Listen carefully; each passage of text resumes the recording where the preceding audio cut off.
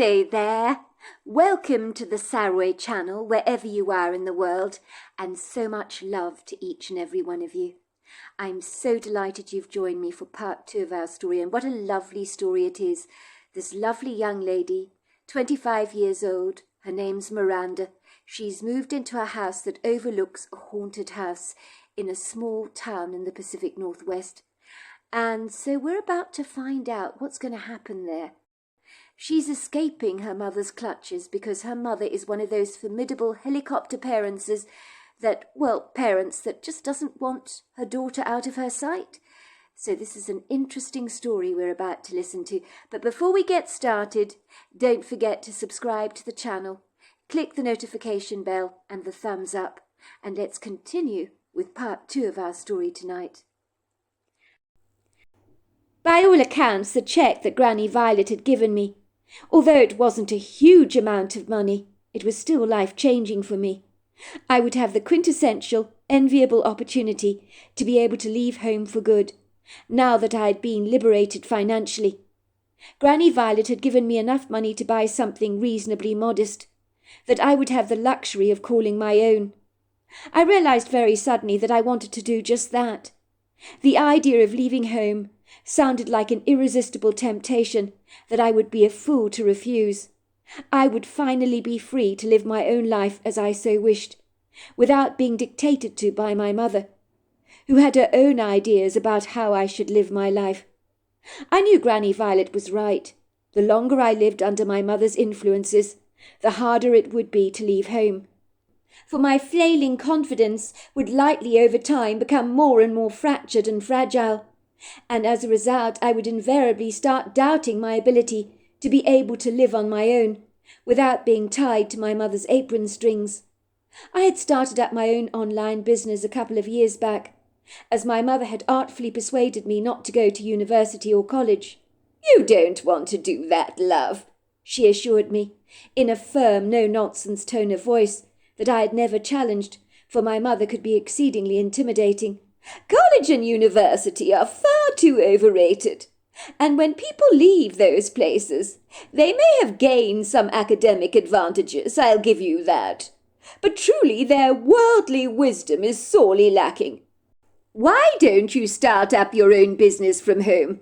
A lot of young entrepreneurs do just that, and in my humble opinion it makes a whole lot of sense. Look at your father, for example. He's a great inspiration, is he not? He's been working from home for years and years, and running a successful, very profitable business. You'd be wise to follow his salient example, dear, and do much the same." What my mother had said to me at the time made a whole lot of sense, for I didn't have any particular aspirations to go to college or university, because I didn't know what I wanted to do with my life. But now as I look back through the lens of time, I realize that my mother didn't want me to associate with other students my own age, in case their influential persuasions might encourage me to leave home, which is the last thing my mother wanted. She liked to have some level of control over me, rather like a puppet on a string, and that influence would become a lot weaker if I was in a university or college, I suppose. Despite everything, hand on heart, I absolutely have no regrets at all that I never went to college or university. I enjoyed being creatively inspired to build my online business, where I would make dog toys, all kinds of dog beds in different sizes, and steps for dogs, for little dogs in order to climb up onto their owners' beds to sleep at night. I also made all manner of designer dog coats that were suitable for all seasons of the year. And by word of mouth my online business was beginning to make a reasonable profit. I had always been extremely good with my hands, and from the age of 10 my mother had taught me how to work a sewing machine, and I was making all kinds of designer creations with an impassioned enthusiasm.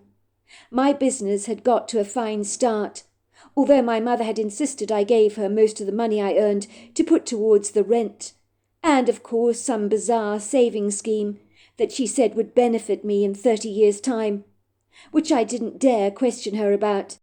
It was clearly apparent to me my mother wanted to control all the money.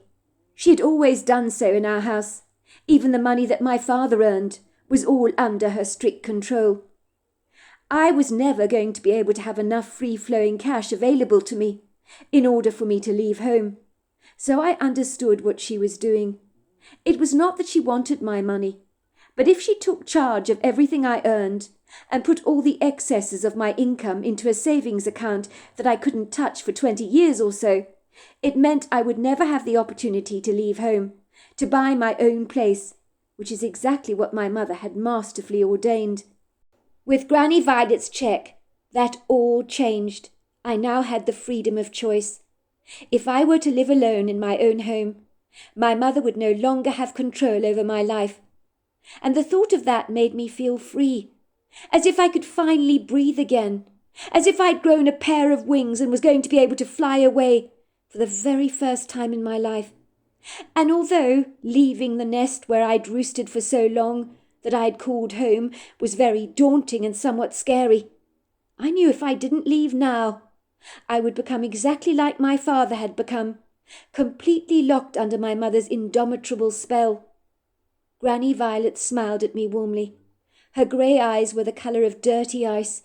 They were so beguiling, but they suddenly looked melancholic and reflectful. "I'm going to miss you, Miranda. I really am. I have loved having my only granddaughter living 2 doors away from me on the street. But we can stay in touch, speak to each other regularly. I know the money I've given you is not all that much. I would have liked to have given you a whole lot more, but it's enough for you to buy a small little house somewhere that you can enjoy as your own. I will rest easier in my heart, seeing you're no longer enslaved by your mother's draconian control." "But Granny Violet, what am I going to say to Mum? She'll never let me leave.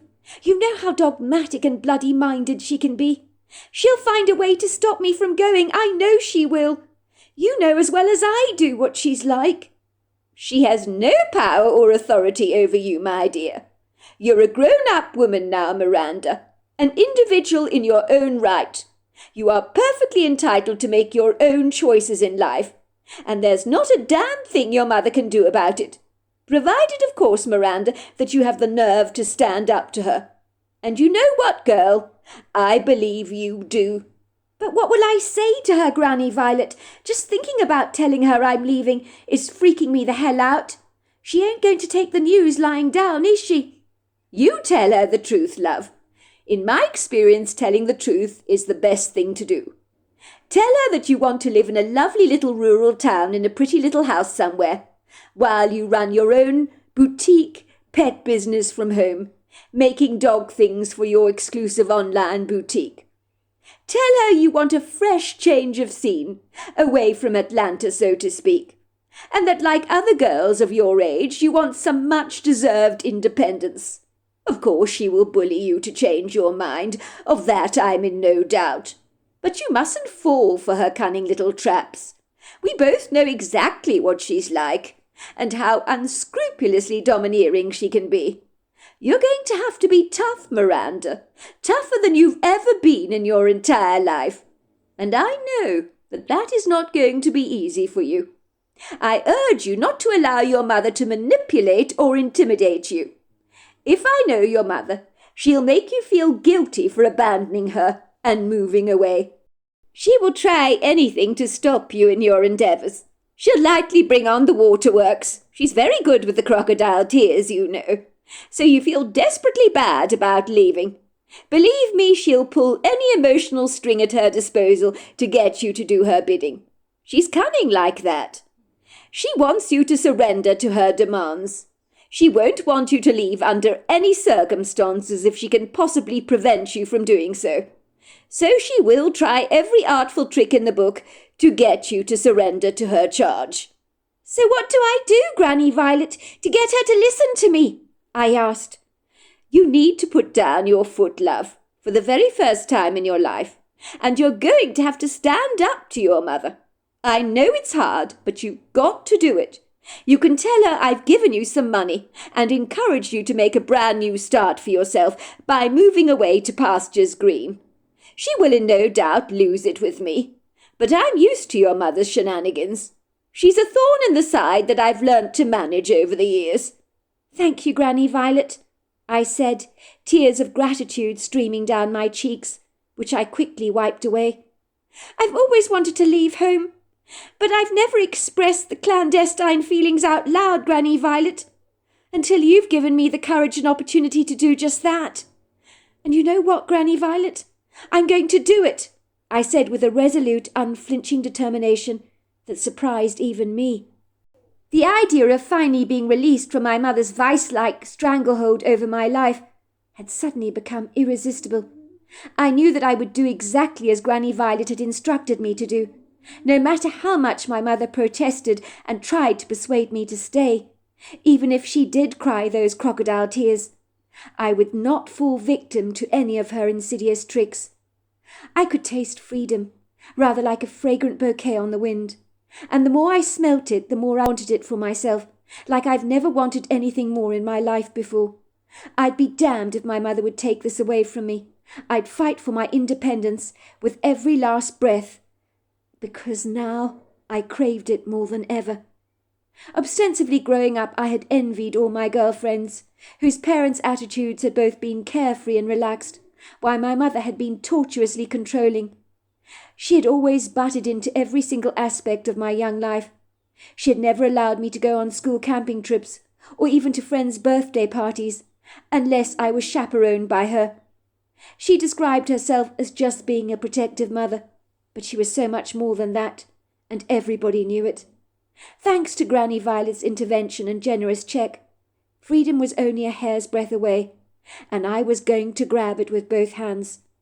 I certainly didn't want to become the weirdo that was still living with my mother when I was in my late 50s.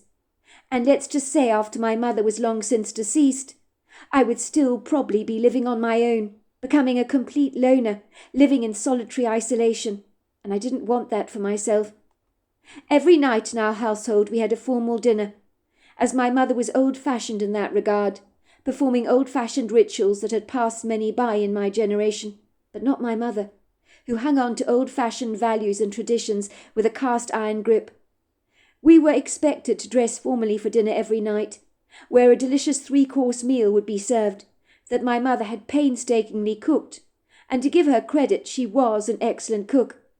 My mother had learned to cook masterfully when she was much younger, having attended a year's cordon bleu cookery course in England, paid for at great expense by Granny Violet herself. The white Georgian house in the Berkshire countryside, where my mother acquired these skills, back in the day, was highly esteemed, and many of the people on her cookery course were associated with British aristocracy, so maybe that was why my mother was so ritualistic in her die-hard habits. My mother would always sit at the head of the table with my father on her left-hand side, so no surprises for guessing who wore the trousers in our household. It was over dinner that evening that I bravely but somewhat gingerly let the cat out of the bag, if not a little reluctantly, and before I could control myself, the words popped out of my mouth, as I told my mother my earth-shattering news, that I rather suspected was going to go down with her like a lead balloon. It would seem my silent deductions were not wrong. I knew I had to tell her I was leaving in a couple of days' time, so there really was no time like the present. I could not prolong my agony with procrastination of any kind, so the words I spoke seamlessly rolled off my tongue, tumbling over each other in their eagerness to escape. I realized in this poignant moment I was actually holding my fork and knife so tightly that my knuckles were showing, as yes, I admit I was bracing myself for the impact of my mother's reaction, for I was not entirely sure how she would react to my news, but I was about to find out. "I'll be leaving Atlanta in a couple of days' time. I'm moving away for good," I said with a firm conviction. "I know it's not what you want to hear, Mum, but you won't be able to change my mind." I don't remember a time I've ever spoken to my mother in such a decisive tone of voice, but Granny Violet had persuaded me to be assertive with my intentions, and that was what I was doing. My mother was shuffling a piece of potato on her plate, which she had viciously stabbed with her fork, and subsequently popped into her mouth. She seemed to intimidate everything in her life, including the food on her plate. As my words were released into the ether, rather like a noxious, suffocating gas that steals away all the oxygen, all was silent for a while in the dining room, as my mother began to chew very fast. and as a consequence very nearly choked over the piece of potato that she had nastily beheaded with her fork. My mother never spoke when her mouth was full, because that was far too impolite, but her hawk-like dark brown eyes grew unreasonably round with horror. Once my mother had swallowed the piece of potato, her words pierced the unsettled atmosphere around the dining-room table with a fierce, no-nonsense firmness that could easily have shattered glass. "What on earth are you talking about, Miranda? Please say that again, won't you? I'm quite sure I misheard what you were saying. For a dreadful moment I thought you were saying you were leaving us. Silly me," she said, letting out a stiff laugh. "You wouldn't walk out on me and your father, would you, Miranda? I mean, that would be a truly selfish, self-centered thing for you to do. And you're a good person, aren't you? You'd never treat me and your father with so much disdain, would you, dear? Not after everything I've done for you over these years. That would be a wretchedly insensitive thing for you to do. But you know that, don't you, dear?" My father was a quiet man by nature, and extremely good-looking for a man approaching his 50s, which was amazing, given you would think he would have withered up like a dried old prune, given he'd been under my mother's formidable thumb for so many years. He had a full head of grey hair that only served to accentuate the grey-blue colour of his eyes. The strange thing about my father was he looked more distinguished than ever, much more so than he'd done in his 20s. As rather like a mature wine, he had almost certainly improved with age. At my unexpected announcement, my father looked up from his dinner plate with a bewildered, nonplussed expression on his face, almost as if he couldn't quite believe what I'd just said. In truth, had he had a piece of potato in his mouth, I'm absolutely certain he would have choked on it. My father's well-manicured fingers twitched rather nervously as he reached out for a glass tumbler and quickly chugged down some water in a self-soothing gesture, drinking almost all of the water in a single gulp. All the while his nervous eyes pinned directly on my mother, as he waited with bated breath to hear her reaction to my impromptu remarks, which he knew would be like throwing petrol onto a bundle of dry twigs. He was probably wondering whether a fiery explosion was about to go off in any second around our dining-room table, and whether my mother would suddenly erupt into a dazzling glaze of furious colours, rather like a Catherine wheel on the 4th of July. I sat up erect against my mother's sumptuously upholstered dining-room chair, and repeated myself again, so that my mother could not conveniently claim she had misheard me. My eyes were fixed steadily on my mother, so that she could see how sincere I was in what I was saying. "I told you, Mum. It's simple. I'm moving away from home. I'm leaving on Wednesday, to be exact. I'm sorry it's such short notice for you. I'm leaving Atlanta for good. I've got my eye on a charming town in the Pacific Northwest, where I'd like to lay down roots and start a brand new life for myself. I need a change of scene, and I want to move somewhere peaceful, where I'm surrounded by the natural world. I'm tired of living in a big bustling city, and you know me. I've always been drawn to nature. If you remember, even as a child, I preferred to be playing out of doors, mucking around in the dirt with the earthworms, than playing with my dolls inside." "But you can't just up and leave like that," said my mother abruptly. "Besides anything else, you don't have the finances to leave.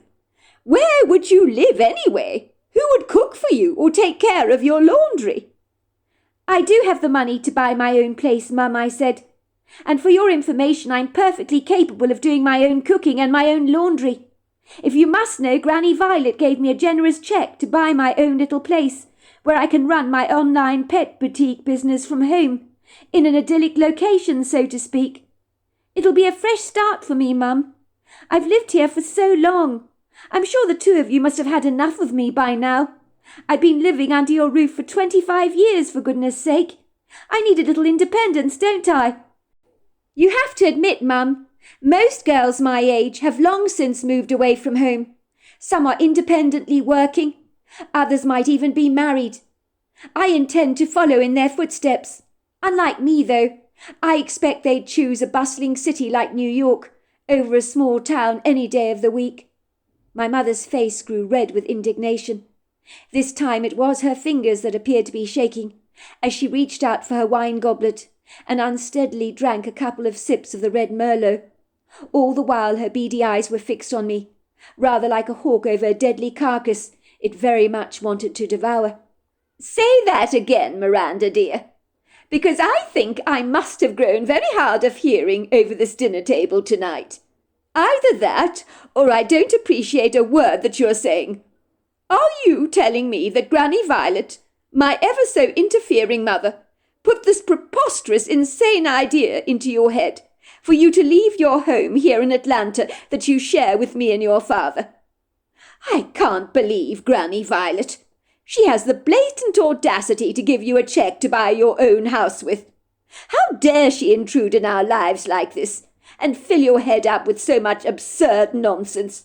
Who on earth does she think she is, trying to encourage you to leave home like this? Wait until I have words with her. You're not moving away. Do you understand, Miranda? And that's final. You're going to remain here with me and your father, which is exactly where you belong. This is your home, Miranda, and you simply cannot leave. I refuse to let you." "Mum, as I was saying 2 seconds ago when you deliberately tried not to listen to a word I said, I'm 25 years old. I'm not a baby anymore. I've enjoyed living with the both of you in my family home, but I need my own space and independence now. I love you both very much indeed, and I'm grateful for everything you've done for me over the years. But I have to have a new beginning, a fresh start. It's nothing personal, Mum, so don't take offence with what I'm saying. But I need to do this for myself, for my growth as a human being. Surely you can understand that.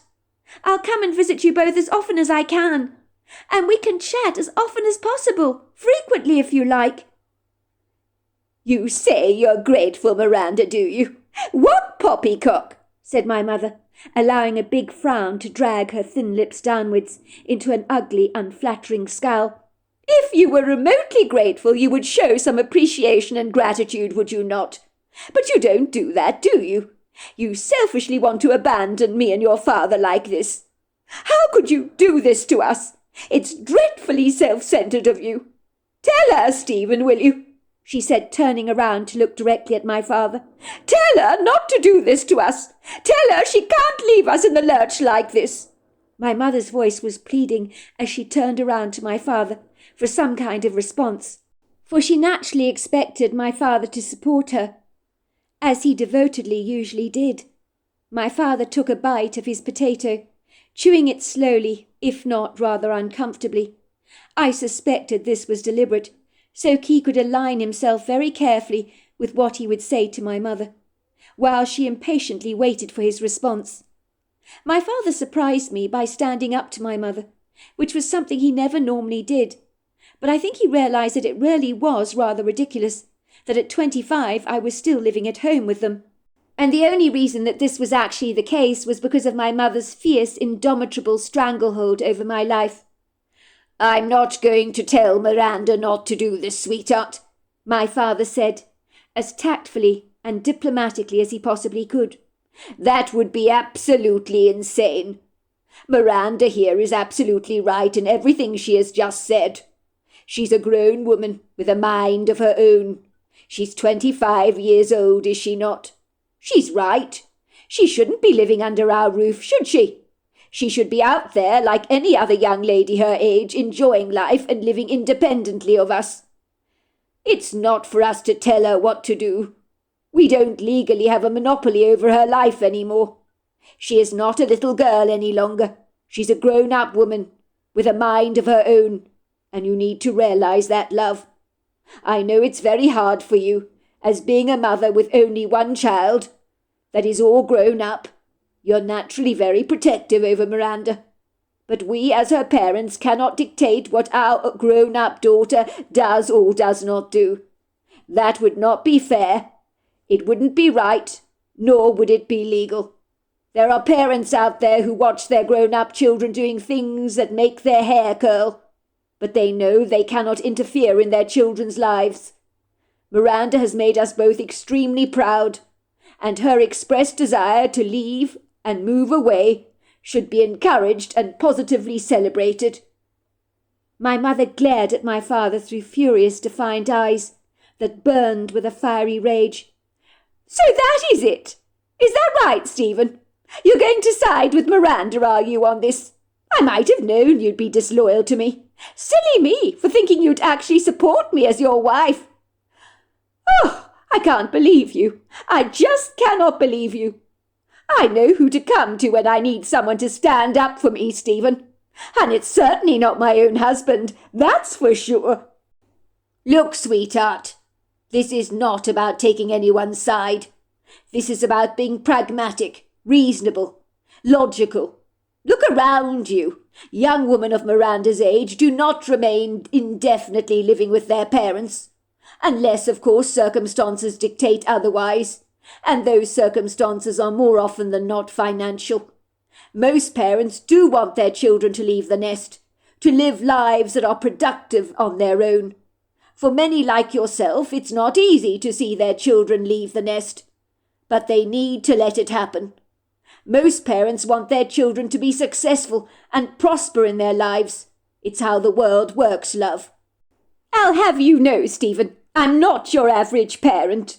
I happen to be a very responsible mother that cares about my daughter very much. And as for being reasonable, I don't think you know the meaning of the word reasonable, Stephen." My mother snorted. "I'm very disappointed in you, Stephen, for being so vindictively treasonous towards me. Look at everything I've done for the both of you over the years.